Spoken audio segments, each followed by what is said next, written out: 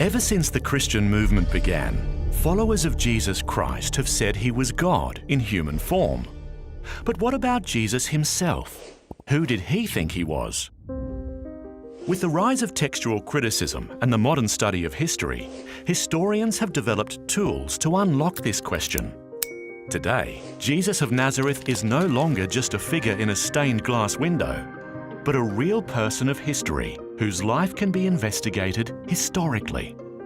So let's examine the New Testament, not as inspired scripture, but as an ordinary collection of ancient documents. Let's apply to them the standard tests we would use with regard to any other ancient sources. When historians investigate the Jesus of history, what do they find? First, Jesus claimed to be the Messiah.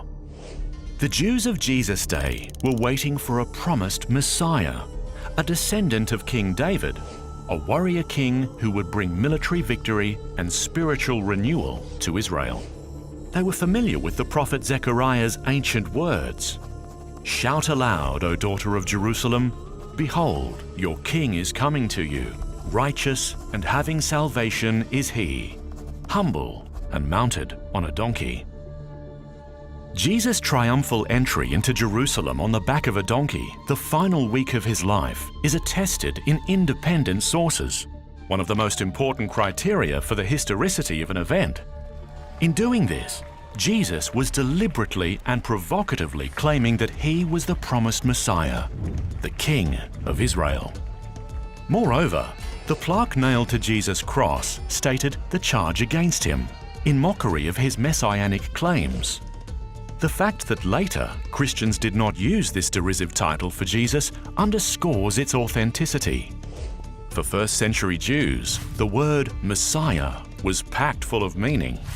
By assuming this title, Jesus was claiming all of this for himself. Jesus also claimed to be the Son of God. Jesus' consciousness of being God's Son in a unique sense comes to expression in his parable of the vineyard. This parable matches Jesus' teaching style and employs Jewish motifs typical of his day, such as Israel as a vineyard, God as a father, the religious leaders of that time as tenants, and God's prophets as servants sent to the tenants. Once there was a man who planted a vineyard. Before leaving the country, he leased it to tenants. At harvest time, he sent a servant to collect his share of the fruit of the vineyard, but the tenants beat him and sent him away empty-handed. So, the owner sent more servants, but these too were beaten or killed. Finally, he sent his one and only son, saying, "Surely they'll respect my son." But those tenants said to one another, "This is the heir. Let's kill him, and the vineyard will be ours." So, they killed the owner's son. What do we learn from this parable about Jesus' self-understanding? He thought of himself as the only Son of God, God's final messenger, distinct from all the prophets and even the heir of Israel itself. Third, Jesus claimed to be the Son of Man. This was Jesus' favourite self-designation, being used some 80 times in the Gospels. This has convinced the vast majority of New Testament historians that Jesus did, in fact, think of himself as the Son of Man. Notice, not just a Son of Man, but the Son of Man. Jesus was directing our attention to a vision described by the prophet Daniel. "I saw in the night visions, and behold, with the clouds of heaven, there came one like a son of man. And he came to the Ancient of Days and was presented before him. And to him was given dominion and glory and a kingdom that all peoples, nations, and languages should serve him." At Jesus' trial, the Jewish high priest accused Jesus. "Are you the Messiah, the Son of God?" His answer left no room for doubt. "I am."